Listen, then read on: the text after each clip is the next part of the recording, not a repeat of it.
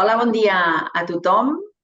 Comencem el Cafè Europa del 2024 amb aquesta sessió sobre les perspectives d'aquest any en clau europea.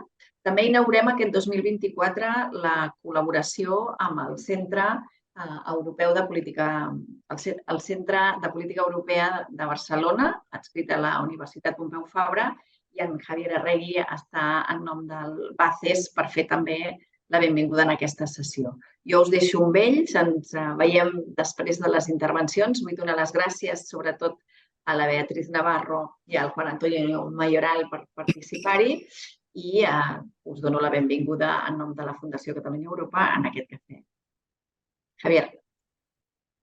Sí, buenos días, gracias Dolors por la invitación y gracias también porque en principio el BACES a partir de ahora, el BACES para quien no lo sepa es el Barcelona Center for European Studies de la Universidad Pompeu Fabra y la Fundación Catalunya Europa vamos a empezar a colaborar en este tipo de debates, ¿no? Por tanto, agradecer esta colaboración y bueno, la sesión de hoy.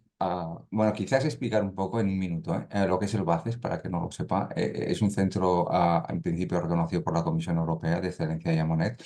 Y básicamente nuestra audiencia es más el ámbito universitario y académico, pero hacemos también transferencia, además de investigación y, por supuesto, docencia, ¿no? Y ahora, un poco con esta colaboración con la Fundación Catalunya Europa, la idea es abrirnos más allá del mundo académico y a crear, vamos a decir, sinergias, ¿no? Entre distintas organizaciones que trabajamos en Barcelona estos temas. Bueno, dicho esto, la presentación ya lo ha hecho Dolors.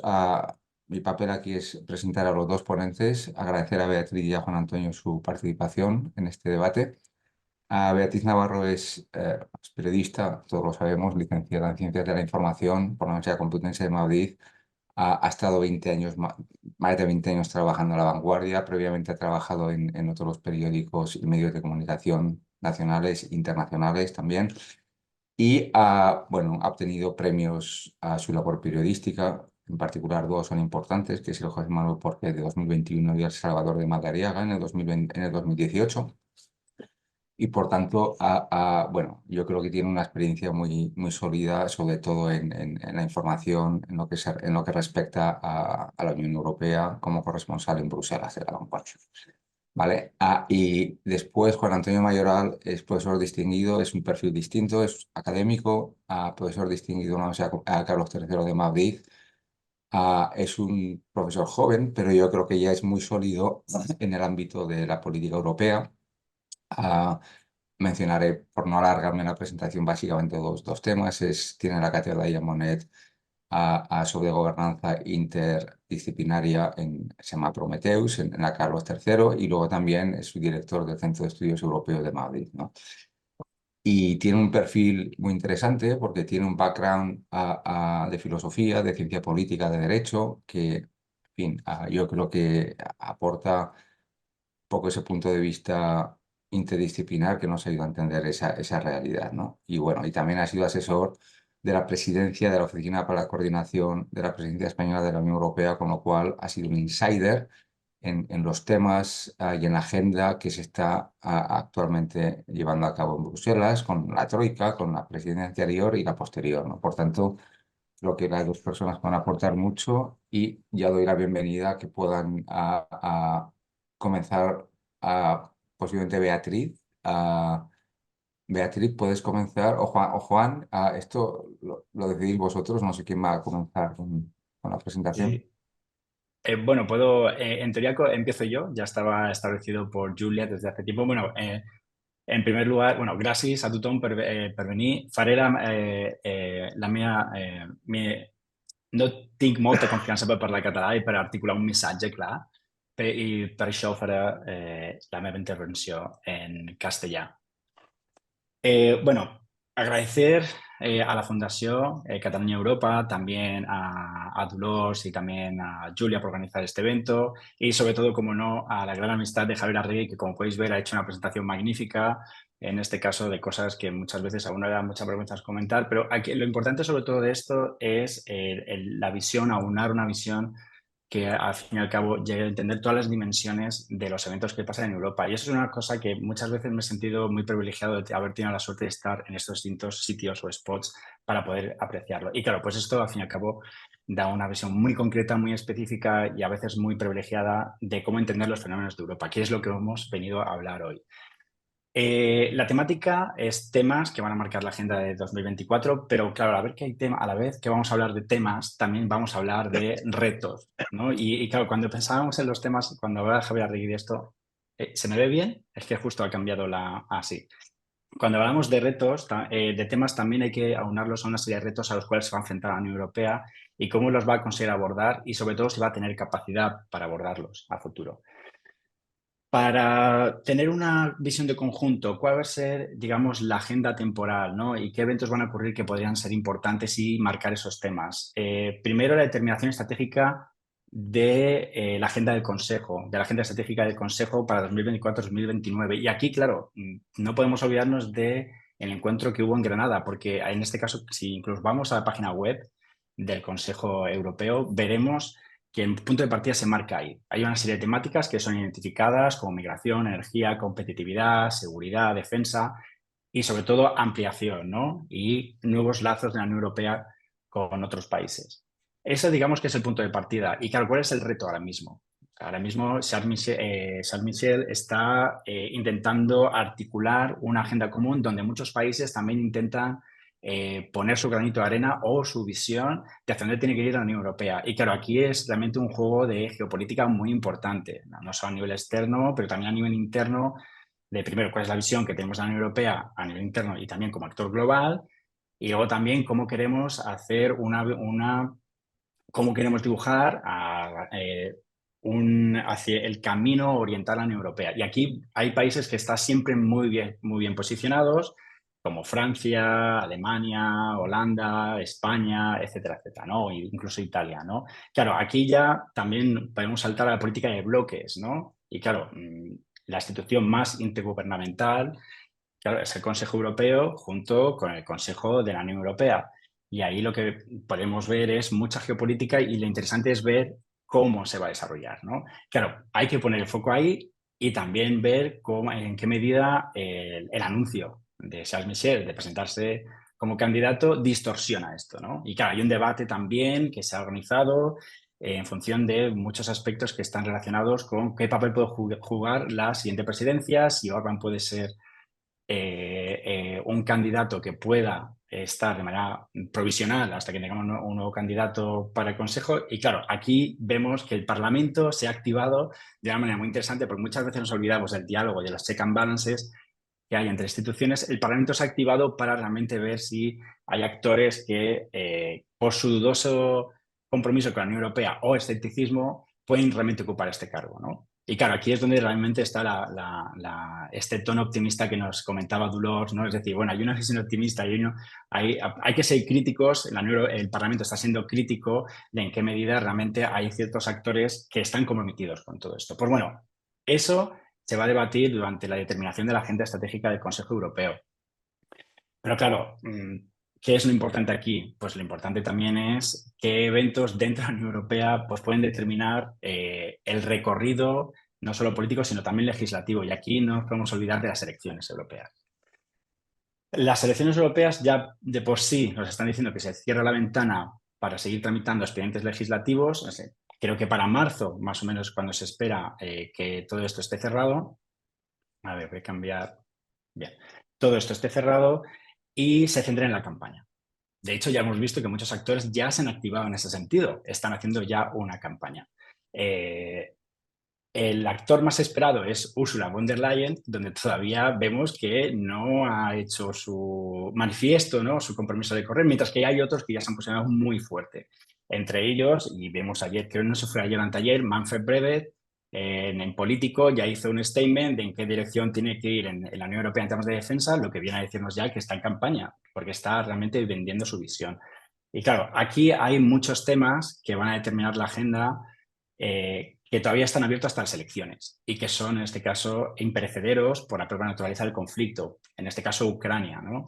En el caso de Ucrania, y ahí es donde viene a colación el tema de Manfred Weber. El caso de Ucrania ya está abriendo un debate que está determinado por qué va a ocurrir en Estados Unidos. Claro, esto es una gran dimensión. Vamos a esperar, o sea, volvemos otra vez a la idea de, mientras que la Unión Europea intenta ser proactiva en ciertos temas, como es Ucrania, justo las elecciones de Estados Unidos le están obligando a ser un poco más reactiva, ¿no? Viendo cómo se abre un horizonte donde Trump puede ganar, esto también cambia la posición, el apoyo que pueda tener Ucrania, en este caso uniendo a Estados Unidos, y también de la OTAN. Y claro, esto ya está haciendo que haya ciertas reacciones que son muy interesantes y que marquen la agenda. En este caso ya, como ya he recordado, Manfred Weber ha sido una de las personas que ya ha empezado a hacer esto, ¿no?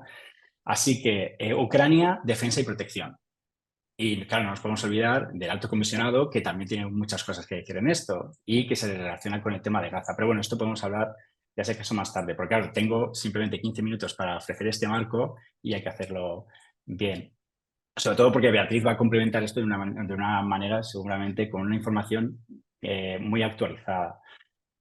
Otro tema que creo que es muy importante y que va a marcar la agenda, incluso teniendo en cuenta el parón legislativo que pueda haber y también de búsqueda de cargos, porque aquí hay que reconocer que hasta, digamos, enero no vamos a seguir no va a haber un nuevo impulso legislativo. ¿Por qué? Porque hay elecciones y hay que elegir nuevos candidatos y hasta diciembre, digamos, no habrá una nueva comisión. Así que eso lo para todo. De modo que al final Ucrania va a ser uno de los temas que realmente sigan vivos, porque hay que atender a ellos. Y luego también está el tema, y aquí vamos a ver si coincidimos, el tema de autonomía estratégica, seguridad económica, que ahora mismo también está en boca de todos, ¿no? Y esto se ve, por ejemplo, en cómo se ha dado prisa la Comisión en hacer una serie de propuestas. Hace unos días se ha aprobado un paquete, bueno, se ha propuesto un paquete de 5 medidas, todas ellas relacionadas con seguridad económica. Y claro, ¿qué hay detrás de esto? Y aquí es donde veo un poco más el trasfondo. Es, primero, el gran debate que ha habido en los últimos años de autonomía estratégica, pero también hay una visión a futuro, ¿no? Hay una visión a futuro de cuál es la posición de Europa respecto a sus socios comerciales, pero luego hay una más, y aquí es donde voy a decir que me voy a tirar un poco a la piscina y ser también esta persona un poco más optimista, enviando looking forward. Porque claro, lo que está haciendo la Unión Europea hasta ahora ha sido un poco más failing forward, ¿no? Aprendiendo a través de los errores y haciendo ciertas innovaciones institucionales. Pues parece que está buscando ese momento de logros, ¿no? Que ya ocurrió hace mucho tiempo, para dar un impulso a la integración económica a partir de ese debate de la autonomía estratégica, ¿no? Y claro, no es casualidad que ahora mismo haya 2 informes que se estén llevando a cabo. Primero el de Enrico Letta sobre mercado único y luego también el de competitividad por Mario Draghi. ¿Qué creo yo que se está buscando aquí? Pues ese nuevo impulso que funcionó muy bien en los años 90 de, bueno, hay nuevas necesidades económicas y en este caso la economía puede ayudar a la política porque podemos ver que la politización que hay ahora mismo puede crear muchas situaciones de bloqueo, pero si funciona lo económico e incluso damos algunos pasos hacia la apertura y en este caso más integración de competencias que nos ayude a manejar, por ejemplo, temas de desigualdad social, buscando una unión social en Europa, etcétera, etcétera, ese podría ser un nuevo momento hacia la integración.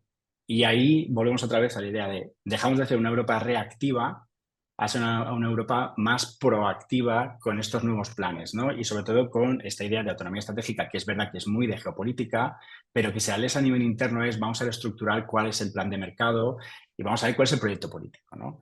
Claro, con las elecciones europeas, y creo que ya me deben quedar menos de 5 minutos, te abre un horizonte donde todos estos temas, el tema de Ucrania, el tema de autonomía estratégica o competitividad, resiliencia, migración, las elecciones europeas van a jugar un papel crucial porque al fin y al cabo es verdad que la Unión Europea es una máquina de realizar acuerdos, ¿no? Y ya se han cerrado muchos muy importantes, pero la cuestión es en qué clave ideológica. Y claro, eso va a determinarse con la composición del nuevo departamento. Es verdad que se han cerrado acuerdos con cierta clave ideológica y es verdad que han sido muy intergubernamentales, donde ya se empezaba a ver el crecimiento de ciertos del populismo de extrema derecha, porque al fin y al cabo ganan gobiernos y tienen que estar presentados ante el Consejo. Y claro, esto también va a ser determinante para el caso de cómo se van a desarrollar las políticas con el nuevo Parlamento. Claro, ¿cuál es el reto aquí? O sea, ¿cuál es el reto? Que muchos asuntos que van a tener que aprobarse en los expedientes que vendrán se van a leer en clave muy ideológica. Y claro, una cosa que ya he comentado, creo que fue hace 2 días o ayer o anteayer, salió un estudio donde se implicó Simon Hicks, uno de los académicos más conocedores sobre temas de elecciones y de parlamento y de europarlamentarios, ya dando una idea de hacia dónde va a ir. Y claro, una cosa que se empieza a ver es cómo el bloque de centro-derecha y extrema-derecha pueden ser fuertes, puede ser una gran alternativa a la hora de aprobar expedientes. Y esto es una alternativa que, digamos, bueno, no es una alternativa, es algo muy creíble, que ya hubo una prueba de ello con la ley de restauración de la naturaleza, creo que fue el año pasado, ¿no? Donde ya empezó a coquetear el centro derecha con la extrema derecha. De modo que ese escenario que era, porque había divisiones muy fuertes, que parecía más excepcional, puede ser que se convierta en la norma a futuro. Va a haber varios bloques y ahí va a haber mucha negociación, ¿no? Y ahí es donde, por ejemplo, entra el Parlamento Europeo a la hora de ver qué asuntos se van a movilizar en los debates. Como ya sabemos, las elecciones europeas siempre se leen en clave nacional y cuáles van a ser los debates, se los van a determinar sobre todo los intereses de los partidos. Lo que van a motivar sobre todo son qué asuntos se van a movilizar. Uno de ellos es la migración, que ya sabemos que los partidos de derecha y extrema derecha tienen un gran incentivo en movilizarlo para ganar votos.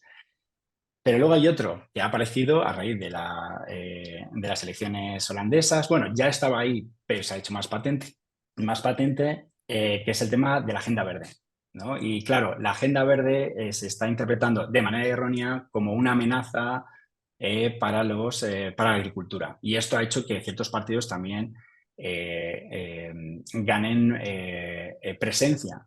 De modo que al final todo esto pues, va a determinar las propuestas ideológicas que todos los países que vayan a surgir y se vayan a votar dentro del Parlamento. Pero estos 2 temas, migración y agenda verde, van a estar muy presentes. Y claro, ¿qué va a hacer aquí el Parlamento Europeo o qué le preocupa?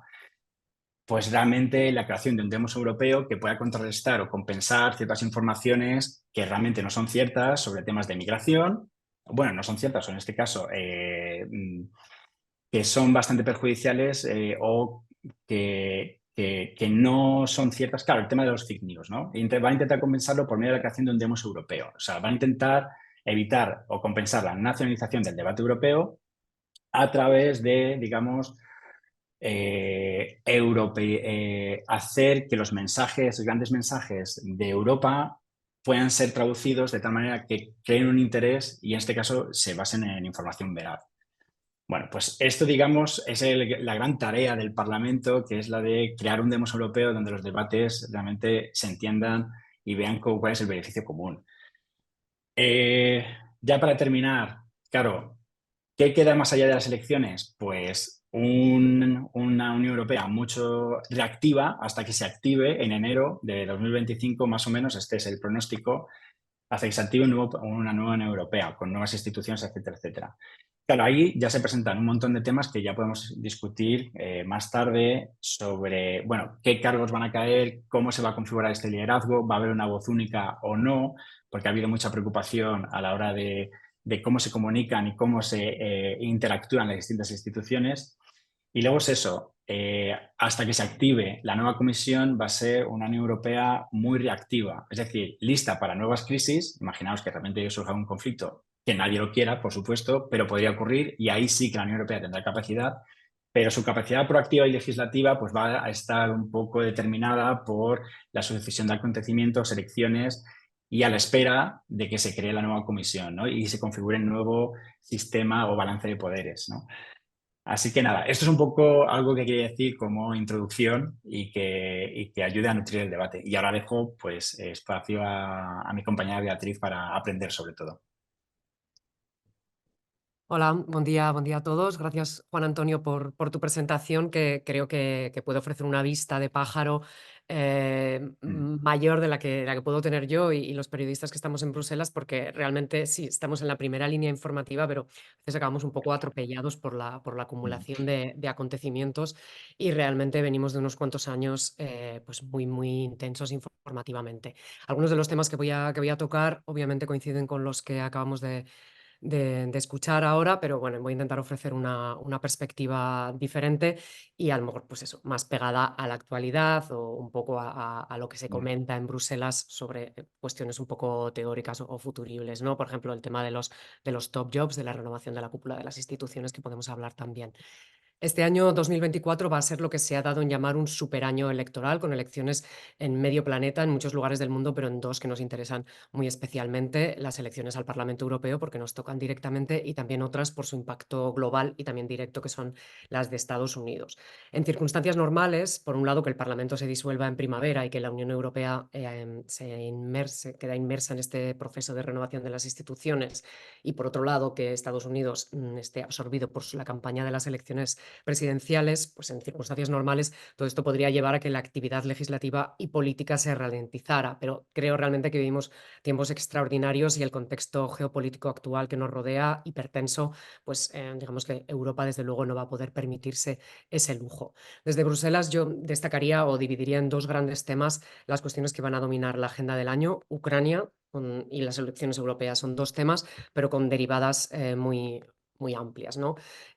Pienso, en primer lugar, creo que el tema clave va a ser mantener la unidad alrededor de Ucrania. Va a ser una cuestión central durante este año. Van casi ya 2 años de guerra y es algo que siempre se ha conseguido. Al final se han aprobado todos los paquetes de sanciones, se han tomado decisiones muy importantes, como el inicio de conversaciones de adhesión, que esto se decidió en el último Consejo Europeo del año, pero cada vez, lo hemos visto en Bruselas claramente, ha sido un poco más difícil. Cada vez hay más resistencias, cada vez hay más obstáculos en el camino, internos o externos.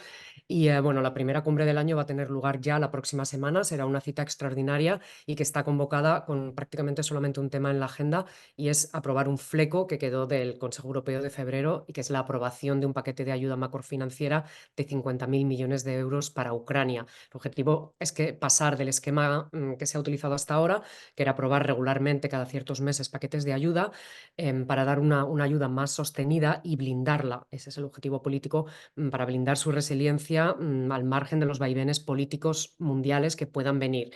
Y con este dinero la idea es que Kiev tenga dinero para financiar el Estado durante 4 años. Es un ejercicio que también Estados Unidos estaba haciendo por su cuenta, pero ahí también la propuesta está bloqueada desde octubre. Son más de 60.000 millones de dólares que están suspendidos, y hace ya varios meses que Washington no transfiere fondos a Kiev, lo que hace aún más urgente que la Unión Europea apruebe esta ayuda la próxima semana.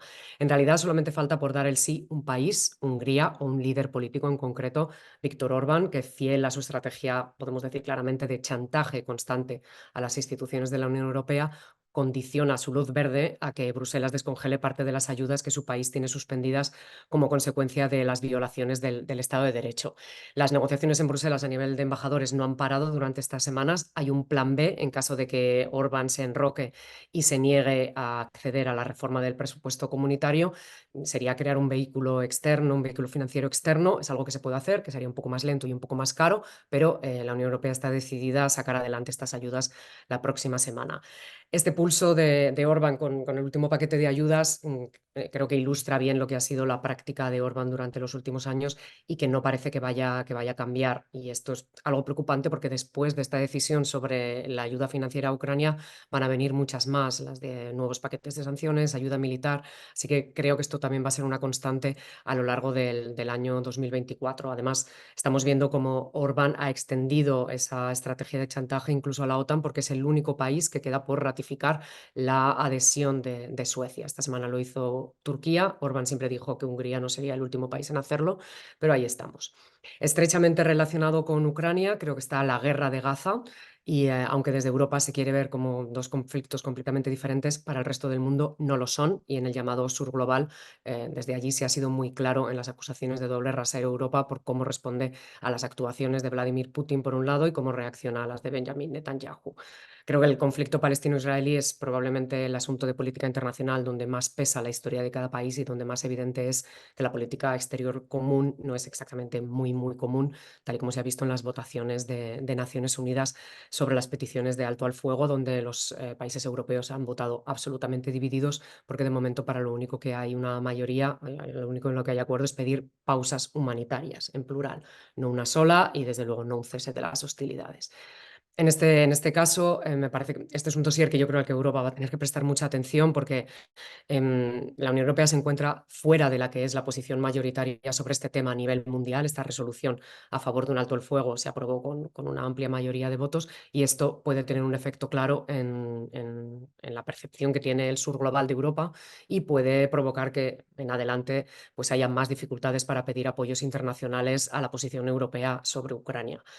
Josep Borrell en los últimos días ha lanzado una estrategia que consiste en intentar superar estas diferencias sobre el momento actual, sobre el hoy, hablando del mañana, y está preparando una hoja de ruta que incluye la convocatoria de una conferencia de paz en los próximos meses, de la que debería salir un acuerdo para para llevar a la práctica la solución de los dos estados que Europa apoya, y si Israel no la apoya, no la respalda, no la acepta. Borrell habla incluso de imponerla por la vía de los hechos y lo que requeriría obviamente una fuerte implicación de la comunidad internacional, léase Estados Unidos, que es algo que yo creo que hasta ahora no se ha visto y que me parece también difícil que se vaya a producir en el contexto electoral actual. Otro tema de fondo relacionado con los anteriores es la seguridad en sentido estricto y económico. Cada vez hay más voces que advierten que Europa debe prepararse prepararse mejor para protegerse a sí misma, que la amenaza rusa puede convertirse en algo más que eso y que la OTAN y más en concreto Estados Unidos quizás no vayan a estar allí para defendernos. Este yo creo que es un tema del que vamos a oír hablar mucho en los próximos meses porque cada vez hay más altos mandos militares de ejércitos europeos que están hablando de este tema, incluso también responsables políticos desde Berlín y bueno, creo que es algo a lo que habrá que estar atentos. Por lo pronto, la Comisión Europea lo que ha aprobado esta semana, como decía Juan Antonio, es una estrategia sobre seguridad económica. Que me parece muy interesante el mundo que describe, ¿no? Más amenazante, peligroso, tenso y las consecuencias que dice que esto tiene, que bueno, la Unión Europea tiene que dejar de ser ingenua respecto a las intenciones de algunos actores internacionales como China o Rusia, aunque no se les cita, y proteger sus sectores económicos críticos y ciertas tecnologías, ¿no? Ejerciendo un control más duro, por ejemplo, sobre las inversiones extranjeras en Europa y también la exportación de ciertos artículos de uso dual, ¿no? Que pueden servir tanto de uso civil como paramilitar. Un ejemplo clásico son las tecnologías que pueden servir para enfriar neveras, pero que en las manos equivocadas podrían utilizarse en centrales nucleares. Y bueno, este es un tema que la Comisión Europea ha lanzado esta semana. No se va a cerrar en este ciclo legislativo, pero creo que va a estar muy presente en todas las conversaciones de fondo. Sobre Ucrania, decir también pues, que este va a ser un invierno muy difícil para los ucranianos. La contraofensiva no fue como se esperaba, la ayuda de Estados Unidos y de Europa está congelada, las armas no llegan con el ritmo que Kiev querría, pero bueno, al mismo tiempo tienen el punto de esperanza de que todo indica que en marzo se iniciarán las conversaciones de adhesión a la Unión Europea. También va a ser un proceso largo en el que estará sometido a muchos potenciales vetos de muchos países, pero realmente es un tema que da una perspectiva de futuro muy importante al país más allá de la guerra. Y bueno, volviendo estrictamente al terreno comunitario, sobre la celebración de las elecciones europeas en junio, esto va a obligar, como decía Juan Antonio, que a primeros de abril la actividad legislativa, que está siendo frenética desde finales del año pasado en la presidencia española y lo está siendo ahora también en estas primeras semanas del año, se va a frenar en seco porque el Parlamento se va a disolver y en breve los políticos europeos se van a lanzar de lleno a la campaña electoral. Son elecciones europeas, en general tienen, lo hemos visto todos estos años, un fuerte acento nacional y las tendencias nacionales pesan en intención de voto y también en los temas en los que se debaten. Pero también creo que en los últimos lustros, incluso, cada vez son más los temas de la escena europea que se declinan a nivel nacional y, por ejemplo, la crisis financiera fue un detonante muy importante, luego lo ha sido la pandemia y también la guerra de Ucrania, claramente. Y creo que cada vez el electorado es más consciente de la importancia de los temas que se dedican en Bruselas y del sentido que tiene votar en una dirección o en otro. Las proyecciones de los sondeos nacionales apuntan a un nuevo avance de las fuerzas de extrema derecha, que esta vez podría alterar más todavía los equilibrios internos de la Eurocámara, y está por ver si se puede reeditar la coalición clásica de fuerzas proeuropeas, que son las que han ido sacando la legislación adelante en la última legislatura. Hace años el Partido Popular Europeo y los socialdemócratas lo podían hacer prácticamente en solitario, hace tiempo que ya no es el caso y necesitan trabajar con los liberales y los verdes. Está por ver si esa mayoría se sostiene o si el Partido Popular Europeo, que puede tener un papel de bisagra, opta por empujar esa mayoría hacia la derecha y apoyarse en otro tipo de formaciones para gobernar, incluida la extrema derecha. El riesgo de esta estrategia, de la que Manfred Weber es uno de sus máximos defensores, es que los liberales, el Grupo Liberal Europeo, que hasta ahora ha liderado Francia, Emmanuel Macron, no estarían dispuestos a esta estrategia de gobierno porque obviamente daría alas en Francia a Marine Le Pen y es algo que realmente Francia hasta ahora ha vetado. Entonces, bueno, está por ver cuál es la composición final del Parlamento y qué mayorías se forman. Como sabéis, las elecciones al Parlamento, además de determinar el reparto de fuerzas interno, también son el pistoletazo de salida para un proceso más amplio de renovación de la cúpula de las instituciones comunitarias. Y este año, pues la batalla ha empezado un poco antes de lo previsto porque Charles Michel dio la campanada y sorprendió a todo el mundo la primera semana de enero, anunciando que iba a ser el jefe de filas de su partido, los liberales francófonos belgas, a las elecciones europeas y que abandonaría su cargo de presidente del Consejo Europeo a mediados de julio en lugar del 1 de diciembre. Él mismo daba algunas soluciones, que sería, bueno, pues buscarle un sustituto antes o adelantar el relevo, o decía, bueno, ahora mismo lo que prevén los reglamentos es que el presidente de turno, la presidencia de turno del Consejo, se haga cargo de este puesto. La cuestión es que desde el 1 de julio el país que estará a los mandos del Consejo de la Unión, de los consejos sectoriales, será Hungría. Y si, en efecto, si los líderes europeos no son capaces de anticipar el relevo de Michel, o, en fin, la decisión se alarga, pues nos podemos encontrar con que sea Víctor Orbán, en fin, a quien se ha descrito como un caballo de Troya de la construcción europea, sea quien presida las cumbres y las negociaciones internas del Consejo Europeo.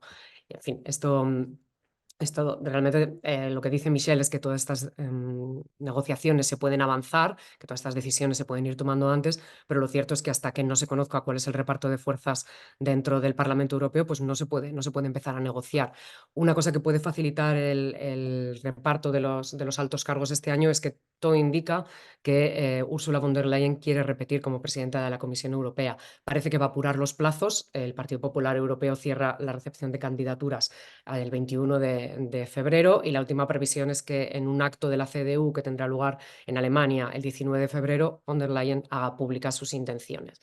La previsión, como digo, es que ella quiera repetir, con lo cual, si el Partido Popular Europeo mantiene la Comisión Europea, bueno, luego digamos que hay como dos piezas que colocar, que sería el Consejo Europeo y el puesto de alto representante de política exterior.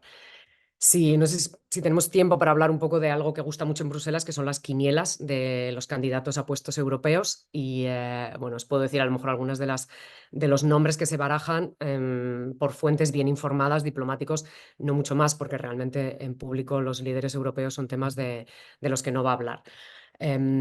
Para el Consejo Europeo, por ejemplo, hasta hace muy pocos meses, el principal favorito era el primer ministro de Portugal, António Costa, una persona muy apreciada y un veterano del Consejo Europeo, pero su dimisión por un caso de corrupción, digamos que echó por tierra, desde luego, en primera instancia, todos estos planes.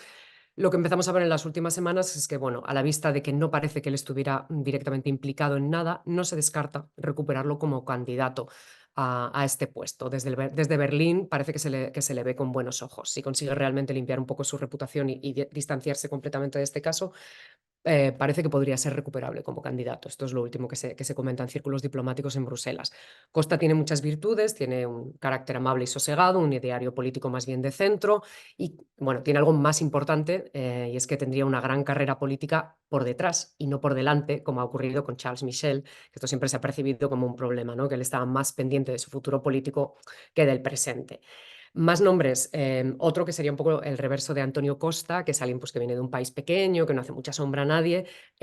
También se habla de recuperar a Mario Draghi para presidir el Consejo Europeo. Su nombre ha circulado a veces para presidir la Comisión Europea, no parece que esos rumores tengan mucha base, pero el puesto del Consejo Europeo es un poco más presidencial, más de chairman casi, en el argot comunitario anglosajón, y hay partidos que dirían que hay capitales que estarían a favor de recuperar a Draghi. El problema de Draghi precisamente es que muchos diplomáticos dicen que haría demasiada sombra a los líderes nacionales y que no está claro que se quiera tener un presidente del Consejo Europeo tan fuerte. Más nombres que circulan por parte de los socialdemócratas estaría la primera ministra de Dinamarca, Mette Frederiksen, y también por parte de los liberales estaría la primera ministra de Estonia, Kaja Kallas, que nunca ha ocultado que tiene aspiraciones para ocupar un puesto europeo. Y bueno, también para el puesto de alto representante lo que se rumorea es que, en círculos bien informados, digamos, es que Charles Michel realmente aspiraría no solamente a ser eurodiputado, sino a ser el comisario de Bélgica en la próxima Comisión Europea y ocuparse de las relaciones exteriores. Parece harto complicado que después de lo mal que se ha llevado con Ursula von der Leyen durante sus mandatos, ahora se le vaya a poner en un puesto en el que estaría expuesto a roces constantes porque el reparto de competencias no es muy claro en algunos puntos. Hay más nombres en las quinielas de Bruselas, como el de Mark Rutte, pero en este caso no sería para una institución comunitaria, sino más bien como próximo secretario general de la Alianza Atlántica. Parece que tiene el visto bueno de Biden. En su día, hace un año cuando se le ofreció, él estaba todavía era primer ministro de Holanda y no lo consideró realmente apropiado. El gobierno cayó y, en fin, esta pieza parece que está bastante colocada. En fin, creo que hemos superado los primeros 30 minutos de intervenciones, aunque hay muchos más temas conectados con todo esto, quizás sea mejor dejarlo, y si alguien quiere hablar de algún tema en particular, pues lo podemos hacer en el turno de preguntas.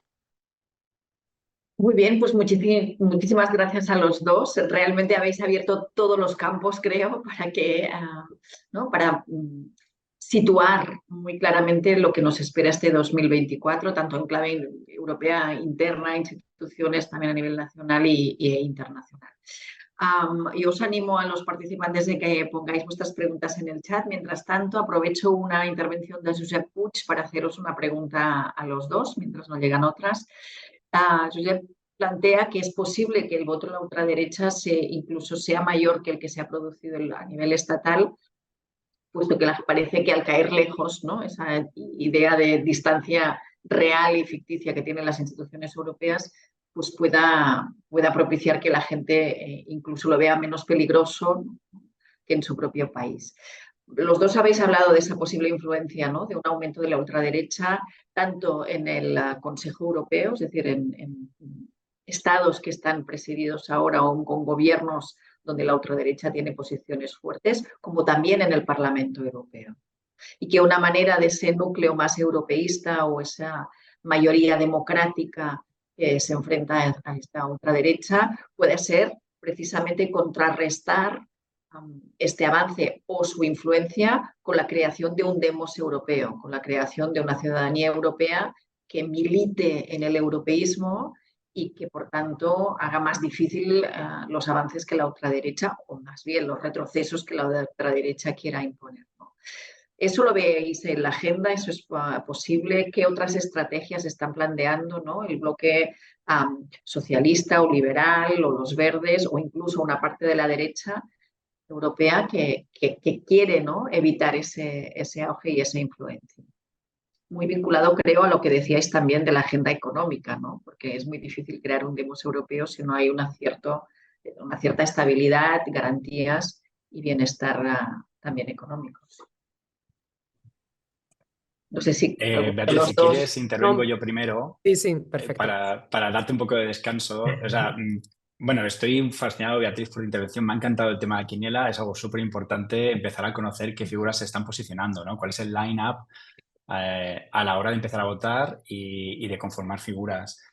La pregunta de Josep es muy pertinente, porque es verdad que las elecciones europeas tienen una naturaleza distinta que empezamos a ver por el tema de la politización de los asuntos europeos a nivel doméstico, como ha dicho Beatriz, empieza a contrarrestarse un poco o a compensarse. Pero es verdad que, desafortunadamente, las elecciones europeas es lo que se suele denominar elecciones de segundo orden. Claro, eso tiene un efecto. O sea, ¿qué quiere decir esto? Que tienen en la cabeza del votante gozan de menos importancia porque no consiguen ver en qué magnitud la Unión Europea realmente juega un rol a nivel doméstico. O incluso, como pasa en el caso de Orbán, la estrategia es incluso mucho más opuesta, que es decir, que la Unión Europea está ahí para ponernos palos en las ruedas.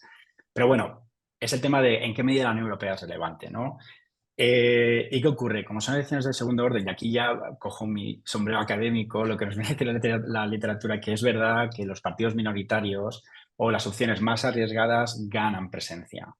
Y por diversas razones. Primero, por la propia psicología del votante, hacen un voto protesta o un voto más sincero, a lo mejor no votarían, serían más estratégicos a nivel doméstico y en vez de votar a extrema derecha, votarían pues, a uno de centro-derecha. Y luego también está el tema de la protesta, es decir, a lo mejor votaban a un partido que en inmigración, que es a lo mejor socialdemócrata, pero como el tema de migración es un issue muy importante, pues a lo mejor se van a opciones más también anti-inmigración, ¿no? Y claro, otra vez, estos son votos que van a la extrema derecha y claro, esto también es una cosa que depende mucho del comportamiento electoral a nivel doméstico, porque esto depende de cómo de integrada esté ciertos issues en las agendas de los partidos de derecha. Por ejemplo, en Dinamarca han sido muy buenos desactivando la extrema derecha, arrogándose incluso a la socialdemocracia parte de la agenda de la migración. Cosa que, por ejemplo, cuando lo ves en España, la socialdemocracia no ha hecho eso. O sea, tiene una postura algo distinta. Y esto también es muy interesante, ¿no? A la hora de, cuando hablas de Mette Frederiksen como una de las personas, a lo mejor es muy interesante, ¿no? Como una figura realmente que toca todas esas agendas, ¿no?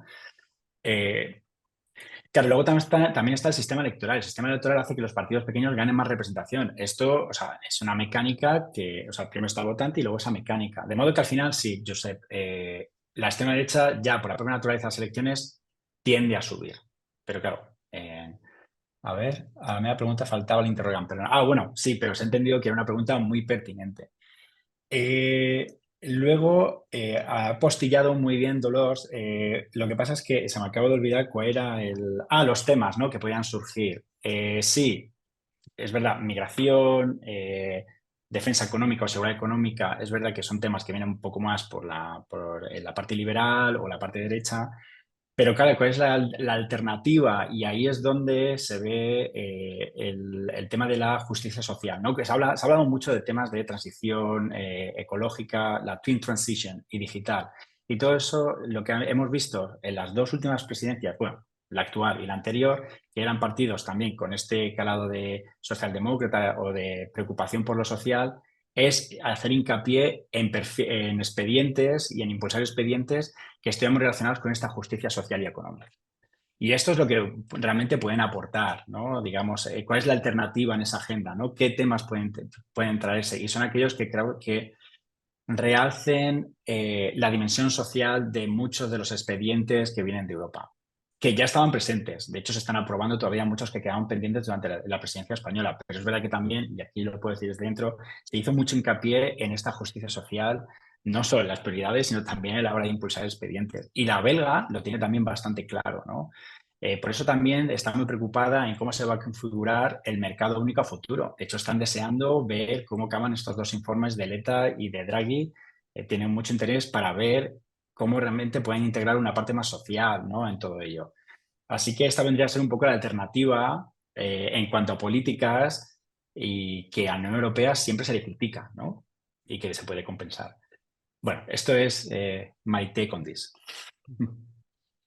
Bueno, yo totalmente de acuerdo en las apreciaciones que ha hecho Juan Antonio, lo vemos elección tras elección. Es evidente que muchos votantes perciben como menos importantes, con menos consecuencias, las elecciones al Parlamento Europeo y a menudo se aprovechan para hacer un voto de castigo a los gobiernos. Suele haber un efecto arrastre, ¿no? Cuando un partido ha arrasado a nivel nacional, si hay unas elecciones europeas poco después, esa delegación, sea la francesa, la alemana, bueno, pues acaba dominando el grupo político de turno. Pero si ya ha pasado cierto cierto tiempo también se aprecia cómo estas elecciones europeas se utilizan para hacer un voto de castigo a los gobiernos, que en muchas ocasiones se hace escorándose mucho más a la derecha.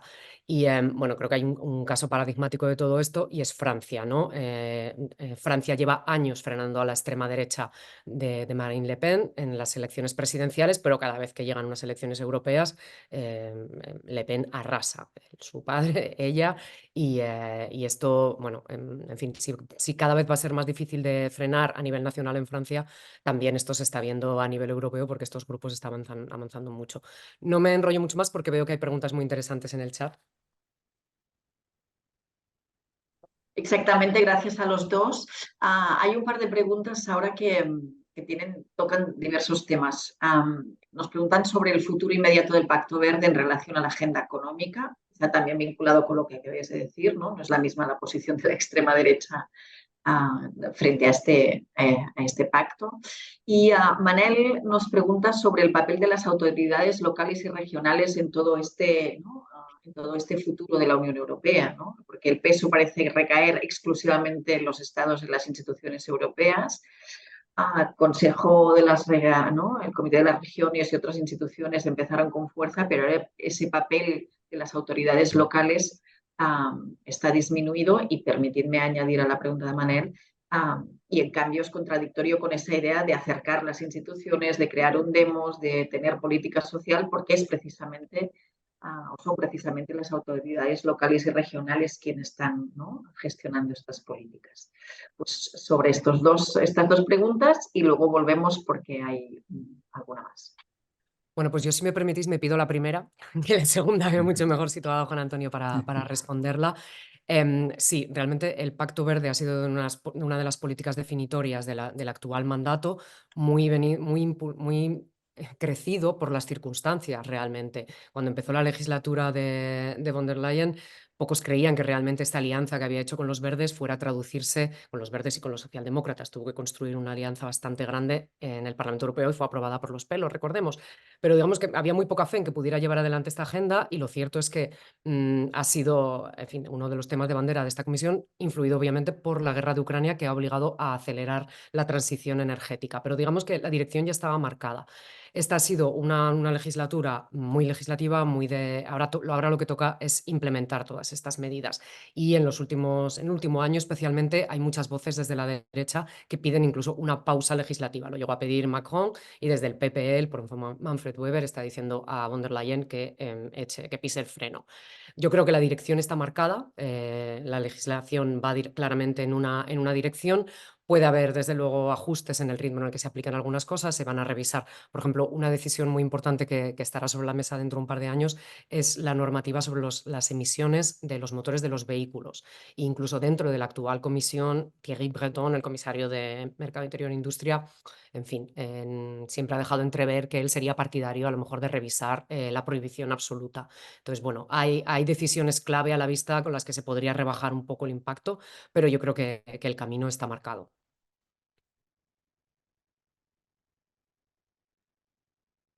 Sí, es alguna cosa que ya hemos comentado con el tema de la agenda verde. Hay primero el cansancio legislativo. Es verdad que los Estados miembros necesitan asimilar muy bien esa legislación, y luego también está el tema del backlash que está creando, que está muy relacionado con el tema de las elecciones, cómo se está haciendo el framing a nivel doméstico, y aquí es donde, por ejemplo, hay que hacer siempre un esfuerzo comunicativo. Y claro, cuando el intermediario son los partidos políticos con intereses por ganar elecciones, muchas veces la lectura que se hace es interesada y de fake news en vez de ser realmente la cierta, ¿no? Pues ahora mismo la agenda verde se enfrenta a un backlash que que ya se ha visto con la subida de ciertos partidos y también en gobiernos como el de Holanda, y que se puede trasladar al Parlamento Europeo. ¿Y qué ocurre? Pues que cuando empiecen los nuevos expedientes, como ha dicho Beatriz, ¿no? Porque claro, la agenda verde está ahí, hay que implementarla, hay que pegar pasos, se han firmado acuerdos. De hecho, cuando la Unión Europea adopta una posición externa, lo hace siendo además un líder, ¿no? Diciendo que hay que ir en ciertos pasos, y además también es líder, o intenta ser líder, en el desarrollo de tecnología verde, ¿no? Así que todo ello, pues, mientras que la Unión Europea es una de las, como institución, está muy comprometida, puede ser que le esté fallando un poco el mensaje por los intermediarios que tiene a nivel nacional. Eso no tiene nada que ver, por ejemplo, con la industria tecnológica, que realmente sí es una de las grandes beneficiadas y va a intentar pues aprovechar este tipo de legislación, los PERTES, etcétera, etcétera, para pegar pasos hacia adelante. Pero claro, ¿dónde nos falla? Pues como siempre, la sociedad civil, cómo se entienden las distintas tecnologías, quién paga los costes de este tipo de transición, etcétera, etcétera. Es verdad que se crean fondos, se crean medidas para compensar estos costes, pero claro, ¿cómo lo entendemos, ¿no?, dentro de la opinión pública? Pues esa es la gran tesitura aquí. Y claro, la agenda verde, pues ahora mismo está en disputa sobre qué orientación se puede tomar. Y eso, claro, vayamos ahora mismo a la configuración que va a quedar, como ha dicho Beatriz, ahora mismo estamos en un momento de impasse, va a haber una nueva división de poderes y una nueva distribución de poderes, y ahí es donde la nueva agenda se va a determinar y vamos a ver si vamos a llegar más lejos, si se va a contener, si va a haber pasos atrás, etcétera, etcétera. El tema local, tengo que decir que me queda un poco lejos, pero sí que estoy muy de acuerdo con el análisis, ¿no?, o la diagnosis que se ha hecho de él, ¿no? ¿Cuál ha sido el gran problema de la política local? Es que al final, o sea, la Unión Europea lo que ha hecho es presidencializar y también nacionalizar muchos asuntos que estaban en manos de regiones, en este caso comunidades autónomas o de regiones federales, y también a nivel local, ¿no? Y claro, eso ya per se, ¿no?, como se tienen que tomar muchas decisiones de transposición y todas ellas las lleva el gobierno, eso al final quita cierta relevancia. Pero claro, ¿cómo se compensa esto con la participación? ¿Que habría que hacer más esfuerzo para que la administración regional y local participase? Sí, pero al final siempre vemos que depende mucho del esfuerzo individual de cada región. Por ejemplo, Cataluña, ¿no?, siempre lo ha hecho muy bien en ese sentido. Mientras que tienes otras que por capacidad, incluso por interés, a la hora de tener un protagonismo en dar forma a la agenda europea, pues esto no ocurre, ¿no? Pero bueno, coincido con la diagnosis, pero ojalá tuviera una solución o una manera de pensar institucional que pudiera ayudar. Y bueno, la siguiente pregunta es genial, así que se la puedes realizar tú, Los. Bueno, pues os la paso y os pediría, como no hay más preguntas también, que con ella pues termináis vuestra intervención, ¿no? Vale. Si tenéis alguna cosa más a decir. Lo ligo con este papel de las autoridades locales, pero Blanca Soler, la Diputación de Barcelona, nos pregunta también por esa posible reforma de los tratados o por esa necesidad de cambiar las formas o las normas de funcionamiento de la Unión Europea, ¿no? Si romper ya la norma de decisiones por unanimidad, si más, ¿no?, si en una línea de más unidad. Javier Arregui nos comentaba también sobre la posibilidad de más unión económica. Es decir, al final ese tema de si ampliación, reforma de tratados, profundización, que está siempre encima de la mesa, pues qué perspectivas veis en ese terreno, y con eso pues lo que queráis también. Bueno, creo que hay la opinión mayoritaria en el Consejo Europeo por parte de los líderes es que no puede haber ampliación sin una reforma interna de cómo se toman las decisiones, porque ya hemos visto que hay temas que están sujetos a vetos nacionales o simplemente a procedimientos muy largos. Entonces, aquí lo que se sigue apreciando son dos posturas, y yo creo que ahora mismo la mayoritaria no es ir a por una reforma de los tratados. ¿Por qué? Porque la experiencia, si os acordáis, con el Tratado de Lisboa, que fue el último hace 17 años, fue absolutamente tortuosa, y muchos gobiernos dijeron nunca más, realmente, porque está sujeta a muchísimos riesgos, y más ahora en el contexto tan complicado que tenemos con la guerra de Ucrania, con el gobierno de Orbán en Hungría.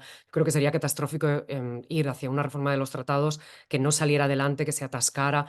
Más bien, lo que sí que ha cambiado en estos años es que tanto Francia como Alemania ahora sí que están de acuerdo en que sería bueno hacer una reforma de los tratados. Están intentando arrastrar a los países más pequeños a ciertas reformas en la toma de decisiones para que se renuncie a ciertos vetos nacionales. Como os digo, el ambiente es bastante contrario a todo esto, y también por parte de las instituciones en lo que se insiste es en que se puede hacer mucho dentro del margen de los tratados actuales, sin necesidad de embarcarnos en un proceso tan largo, tan absorbente y de un final tan incierto como sería intentar reformar el Tratado de Lisboa. Y yo pienso realmente que los hechos les han dado la razón en los últimos años a quienes defendían que en fin, que con Lisboa ya se podían hacer muchísimas cosas. Cuando se aprobó el tratado parecía que estaba cojo y está cojo por muchas razones, y se puso en marcha una arquitectura a lo mejor un poco complicada con el Consejo Europeo, el presidente, en fin. Pero a la vez, cuando ha sido necesario que la Unión Europea tomara decisiones de calado, con la pandemia, con la guerra de Ucrania, se ha podido hacer dentro del margen de los tratados actuales. Es muy difícil, pero cuando hay voluntad, yo creo que se pueden hacer las cosas. Y pienso que a lo que vamos es a pequeños ajustes en la toma de decisiones. Hay países pequeños como Portugal o Finlandia, o medianos como Holanda, que están dispuestos a ceder competencias y asumir que ciertas decisiones se adopten por mayoría calificada y no por unanimidad. El problema es que incluso los que están de acuerdo, cada uno tienen vetos contradictorios. Unos no quieren que les toque la fiscalidad, otros no quieren que les toque la política exterior, pero yo creo que más bien por ahí van a ir los tiros. Va a ser una discusión para los próximos años. Lo que está claro es que los más optimistas hablan de la próxima ampliación en el 2030.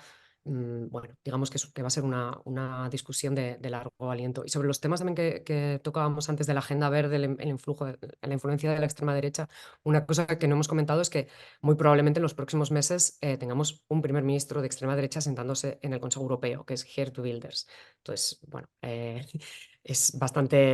a ser bastante impactante, y creo que es algo también que puede afectar a las dinámicas internas del Consejo Europeo. Y lo dejo aquí. Muchas gracias por la iniciativa y deseando escucharos.